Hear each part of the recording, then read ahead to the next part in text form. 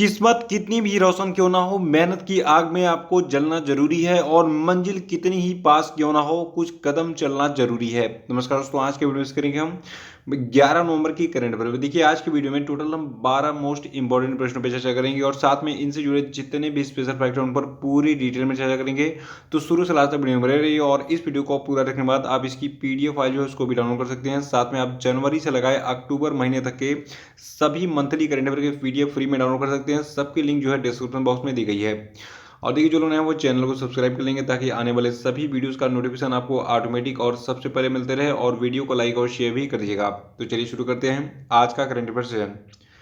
देखिए, आज के करंट अफेयर सेशन का पहला प्रश्न है कि शांति और विकास के लिए विश्व विज्ञान दिवस यानी कि world science day for piece and development किस दिन मनाया जाता है। तो देखिए, शांति और विकास के लिए विश्व विज्ञान दिवस को हम मनाते हैं 10 नवंबर को हर साल।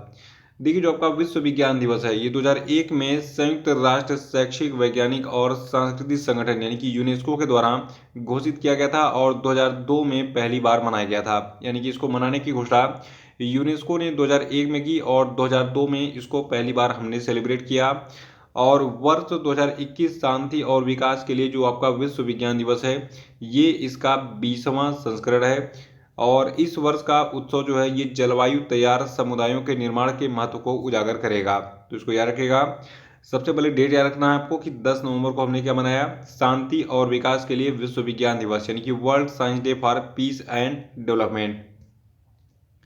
और यूनेस्को की बात करें जिसके द्वारा ये दिवस मनाया जाता है, तो देखिए यूनेस्को के महानिदेशक हैं आड्रे एजोले।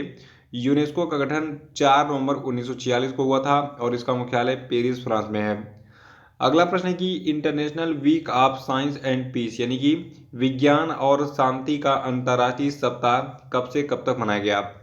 तो देखिए, जो आपका international week of science and peace है यानी कि विज्ञान और शांति का अंतर्राष्ट्रीय सप्ताह है ये 9 से 14 नवंबर तक मनाया गया हाल ही में।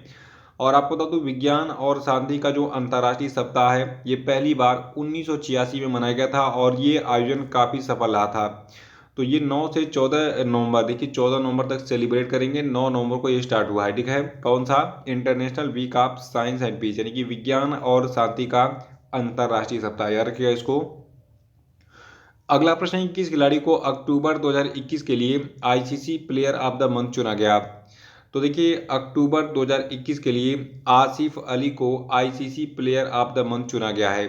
आपको बता दूं, पाकिस्तान के जो आसिफ अली हैं और आयरलैंड की जो लौरा डेलानी हैं, इन दोनों को अक्टूबर के लिए ICC player of the month चुना गया है। और आपको बता दूं, देखिए जनवरी से लगाए अब तक के जितने भी ICC player of the month चुने गए हैं वुमेन और मेंस दोनों में, इसको मैं बता देता हूँ।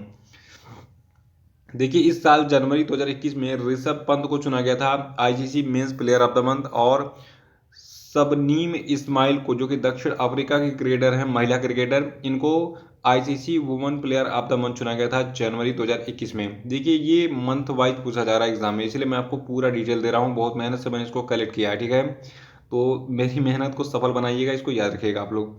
इसको एक काम करिए, एक पेज पे नोट करके दीवार पे चिपका दिए कि कौन से महीने में कौन ICC player of the month रहा, क्योंकि ये प्रश्न मतलब एक तरीके से कहा जाए तो 500% गारंटेड प्रश्न है, ये एग्जाम में पूछा जा रहा है। देखिए, फरवरी 2021 में भारत के आर अश्विन जो है mains player of the month रहे। और जो आपकी इंग्लैंड की टैमी ब्यूमोंट है ये चुनी गई थी women player of the month. और मार्च 2021 में भारत के Bhuvneshwar Kumar men's player of the month चुने गए थे। और दक्षिण अफ्रीका की लीजेल ली जो है ये women player of the month चुनी गई थी। अप्रैल 2021 में पाकिस्तान के बाबर आजम जो है mains player of the month चुने गए थे। और ऑस्ट्रेलिया की एलिसा हेली चुनी गई थी women's player of the month. मई 2021 में बांग्लादेश के मुशफिकुर रहीम जो है चुने गए थे men's player of the month. और जो आपकी स्कॉटलैंड की कैथरीन ब्राइस हैं ये चुनी गई थी women player of the month. और देखिए, जून 2021 में न्यूजीलैंड की ड्वेन कानवे चुनी गई थी, न्यूजीलैंड के ड्वेन कानवे चुने गए थे men's player of the month. और इंग्लैंड की सोफी एक्लेस्टोन जो चुनी गई थी वो women player of the month. और देखिए, जो जुलाई महीना रहा, जुलाई 2021, ठीक है, इसमें बांग्लादेश के साकिब अल हसन चुने गए थे men's player of the month. और women player of the month चुनी गई थी वेस्ट इंडीज की स्टेफनी टेलर। और अगला महीना आपका जब अगस्त आया तो अगस्त में जो है इंग्लैंड को जो रूट को चुना गया mains player of the month. और आयरलैंड की एमियर रिचर्डसन को चुना गया woman player of the month.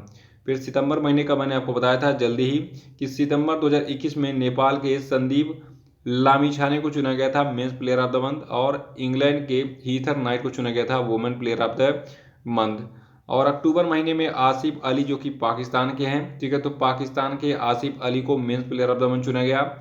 और आयरलैंड की लौरा डिलानी को चुना गया था women player of the month, तो इसको याद रखिएगा। और चौथा प्रश्न हमारा है कि भारत सरकार ने यंग इनोवेटर्स के लिए किस तारीख को मेंटरशिप प्रोग्राम लॉन्च किया।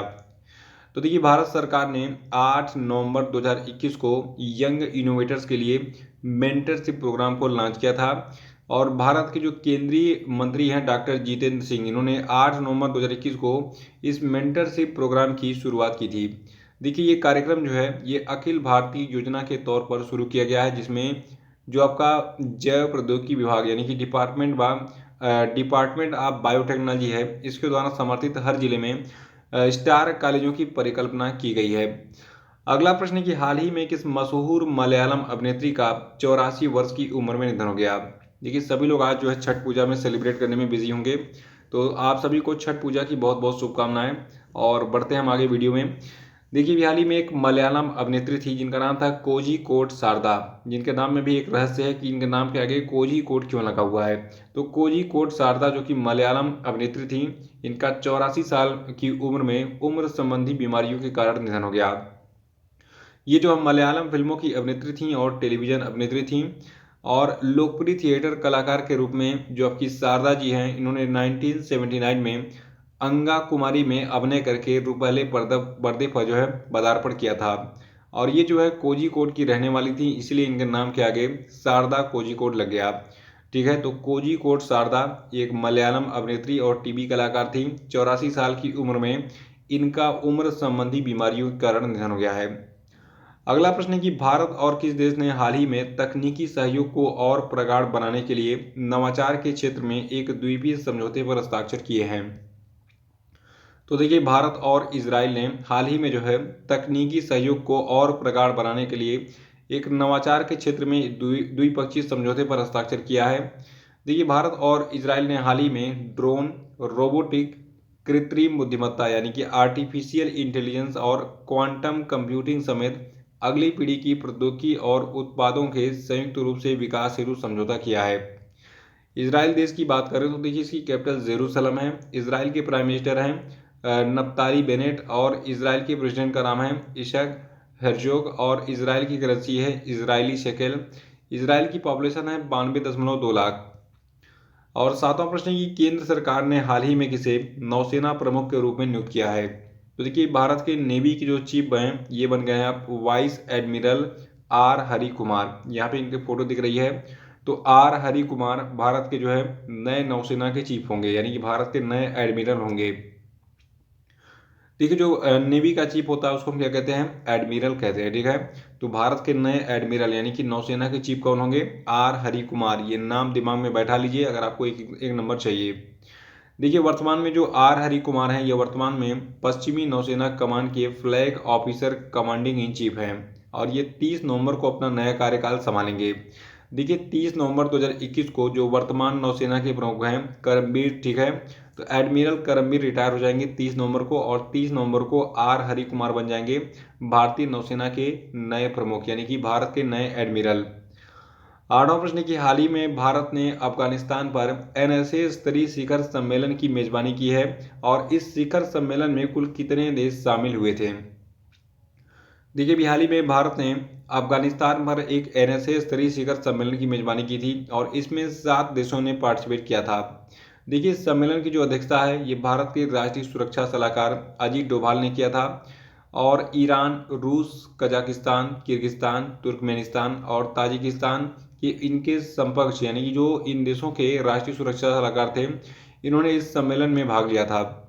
देखिए आप बता दो चीन और जो पाकिस्तान है, ठीक है, तो ये दोनों पहले से ही जो है पागल टाइप के लोग हैं, ठीक है, और ये भारत से जलते हैं। तो चीन और पाकिस्तान पहले ही कह चुके थे कि ये इस सम्मेलन में शामिल नहीं होंगे, और इस सम्मेलन के लिए अफगानिस्तान से किसी प्रतिनिधिमंडल को आमंत्रित नहीं किया गया था। तो ये खास बात रही इस एनएसए स्तरीय शिखर सम्मेलन की, इसको याद रखिएगा। और अगला प्रश्न है कि भारतीय नौसेना को प्रोजेक्ट 75 के तहत चौथी स्कॉर्पियन पनडुब्बी सौंपी गई है, उसका क्या नाम है? तो देखिए, अभी हाल ही में भारतीय नौसेना को प्रोजेक्ट 75 के तहत जो चौथी स्कॉर्पियन श्रेणी की पनडुब्बी मिली है, इसका नाम वेला है। आइए इसके बारे में थोड़ा सा हम डिटेल में जान लेते हैं। देखिए, भारतीय नौसेना को प्रोजेक्ट 75 के तहत जो चौथी पनडुब्बी वेला मिली है, तो ये प्रोजेक्ट 75 में शामिल 6 पनडुब्बियों में से एक है, ठीक है। यानी कि टोटल 6 पनडुब्बियां ऐसी मिलने वाली हैं, जिनमें से चौथी पनडुब्बी आपकी वेला है। और ये सभी पनडुब्बी जो है ये मेड इन इंडिया है। अब तक जितनी भी पनडुब्बी इस प्रोजेक्ट के तहत बनी है, उसे मझगांव डाक से बिल्डर्स लिमिटेड ने बनाया है। याद रखिएगा इसको। अगला प्रश्न है कि हाल ही में किसे दोबारा 3 साल की अवधि के लिए अंतर्राष्ट्रीय जिम्नास्टिक्स फेडरेशन के अध्यक्ष के रूप में फिर से चुना गया है? तो देखिए, 3 साल की अवधि के लिए फिर से दोबारा मोरीनारी वतनबे को चुना गया है। किसके? अंतर्राष्ट्रीय जिम्नास्टिक फेडरेशन के अध्यक्ष के रूप में। देखिए, इससे पहले इनको जो है पहली बार 2016 में 4 सालों के कार्यकाल के लिए जो आपका फेडरेशन इंटरनेशनल डे जिम्नास्टिक यानी कि अंतर्राष्ट्रीय जिम्नास्टिक फेडरेशन जो आपका है, इसके अध्यक्ष के रूप में चुना गया था। तो इनका जो कार्यकाल है ये फिर से बढ़ा दिया गया है, और एक बार फिर से जो है ये दोबारा 3 साल की अवधि के लिए जो आपकी मोरी नारी वतनबे हैं, ये अंतर्राष्ट्रीय जिम्नास्टिक फेडरेशन के अध्यक्ष बन गए हैं। देखिए, जो अंतर्राष्ट्रीय जिम्नास्टिक फेडरेशन है, इसकी बात करें तो इसकी स्थापना 23 जुलाई 1881 को हुई थी। इसका मुख्यालय आपका स्विट्जरलैंड के लोशनी में है। अगला प्रश्न है कि ग्लोबल ड्रग पॉलिसी इंडेक्स के पहले संस्करण में भारत 30 देशों में किस स्थान पर है? देखिए, अभी हाल ही में जो आपका एक सूचकांक है जिसका नाम है ग्लोबल ड्रग पॉलिसी इंडेक्स, इसको जो है हार्म रिडक्शन कंसोर्टियम के द्वारा जारी किया गया, और इसमें टोटल 30 देशों पर एनालिसिस किया गया, और इन 30 देशों में भारत का स्थान 18वां रहा। सरल शब्दों में हम कह सकते हैं कि ग्लोबल ड्रग पॉलिसी इंडेक्स 2021 के पहले संस्करण में, मतलब 2021 में भारत 30 देशों की सूची में 18वें स्थान पर है। और देखिए, इस सूची में नॉर्वे पहले स्थान पर है, दूसरे स्थान पर न्यूजीलैंड है, तीसरे स्थान पर पुर्तगाल है, चौथे स्थान पर यूके है, 5वें स्थान पर ऑस्ट्रेलिया है, और 26वें स्थान पर मैक्सिको है, 27वें पर केन्या है, 28वें पर इंडोनेशिया है, 29वें पर आपका युगांडा है, और 30वें स्थान पर ब्राज़ील है। यहाँ पे देखिए, मैंने क्या बताया, 30 देशों, तो 30 देशों में जो टॉप 5 कंट्रीज हैं ये मैंने बता दिया, और नीचे से टॉप 5 जो हैं ये भी मैंने बता दिया। तो पहले स्थान पर नॉर्वे है ग्लोबल ड्रग पॉलिसी इंडेक्स में, और 30वें स्थान पर आपका ब्राज़ील है, ठीक है। और भारत 18वें स्थान पर है ग्लोबल ड्रग पॉलिसी इंडेक्स 2021 में, और ये इसका पहला संस्करण है, यानी कि पहली बार ये ग्लोबल ड्रग पॉलिसी इंडेक्स जारी किया गया है। और इसको जारी किसने किया है ये भी एग्जाम में पूछा जाएगा, तो बता दीजिएगा कि हार्म रिडक्शन कंसोर्टियम के द्वारा इस ग्लोबल ड्रग्स पॉलिसी इंडेक्स को पहली बार इस साल जारी किया गया है। और आज का आखिरी प्रश्न है कि पुरुषों के T20 इंटरनेशनल में 3000 रन बनाने वाले तीसरे क्रिकेटर कौन बन गए हैं? तो देखिए, रोहित शर्मा T20 इंटरनेशनल में 3000 रन बनाने वाले तीसरे क्रिकेटर बन गए हैं दुनिया के। देखिए, अभी हाल ही में नामीबिया के खिलाफ आईसीसी पुरुष T20 विश्व कप में रोहित शर्मा ने अपना 3000 रन का आंकड़ा छुआ। देखिए, जो विराट कोहली हैं ये 3227 रनों के साथ शीर्ष पर हैं, यानी कि ये सबसे पहले इन्होंने जो है ये 3000 रन बनाने का आंकड़ा पूरा किया था। और इसके बाद न्यूजीलैंड के मार्टिन गप्टिल जो है इन्होंने 3115 रन बनाकर जो है इस रिकॉर्ड को बनाया था। और जो आपके रोहित शर्मा है, इन्होंने अभी हाल ही में अपना 3008 रन पूरा किया है, ठीक है। तो ये तीसरे ऐसे व्यक्ति बन गए, कौन? रोहित शर्मा, जिन्होंने 3000 रन कंप्लीट किए अपने। तो ये थे आपके आज के सभी महत्वपूर्ण करंट अफेयर, और अब हम बात करेंगे आज के क्वेश्चन अपडेट पे। तो सभी लोग पहले वीडियो को लाइक कर दीजिए और फिर आगे बढ़ते हैं। देखिए, पहला प्रश्न आपके लिए कि राष्ट्रीय कानूनी सेवा दिवस यानी कि नेशनल लीगल सर्विसेज डे कब मनाया जाता है? आंसर बताइए। और अगला कि भारत के 71वें ग्रैंड मास्टर कौन बन गए हैं? आंसर बताइए। नेक्स्ट है कि 400 T20 विकेट लेने वाले सबसे युवा गेंदबाज कौन बन गए? नाम बताइए इनका। अगला प्रश्न है कि अक्टूबर महीने में जीएसटी संग्रह कितना रहा? आंसर बताइए। और अगला है कि पीटीसी इंडिया लिमिटेड के नए अध्यक्ष और प्रबंध निदेशक कौन बने? बताइए। और अब हम बात करेंगे कल के पूछे गए सभी क्वेश्चन के सही उत्तरों की। देखिए, का पहला प्रश्न था कि विश्व रेडियोग्राफी दिवस कब मनाया जाता है? तो ये 8 नवंबर को मनाया जाता है। और दूसरा था कि विश्व शहरीकरण दिवस या विश्व नगर नियोजन दिवस, जिसको हम वर्ल्ड टाउन प्लानिंग डे है कहते हैं, ये कब मनाता है, तो ये भी 8 नवंबर को ही मनाता है। और अगला था कि 2022 क्यूएस वर्ल्ड यूनिवर्सिटी रैंकिंग में किस यूनिवर्सिटी ने लगातार चौथे वर्ष पहला स्थान हासिल किया है, तो देखिए ये यूनिवर्सिटी है नेशनल यूनिवर्सिटी ऑफ सिंगापुर। और अगला था कि हाल ही में जस्टिस आदित्य कुमार महापात्र ने किस हाई कोर्ट के न्यायाधीश के तौर पर शपथ ली है, तो आदित्य कुमार महापात्र बने हैं ओडिशा हाई कोर्ट के न्यायाधीश। और लास्ट था कि अमेरिकी data intelligence firm the morning consult के सर्वे के मुताबिक दुनिया के विभिन्न नेताओं में किस सर्वे में पहला स्थान प्राप्त हुआ है किसे, तो देखिए अभी हाल ही में जो द मॉर्निंग कंसल्ट सर्वे का डाटा जारी किया गया, तो इसमें प्रधानमंत्री मोदी को पहला स्थान मिला इस सर्वे में, तो इसको याद रखिएगा। यानी कि पीएम मोदी वर्तमान में सबसे लोकप्रिय नेता हैं दुनिया के। तो इसी के साथ ये वीडियो समाप्त होता है। जय हिंद, जय भारत।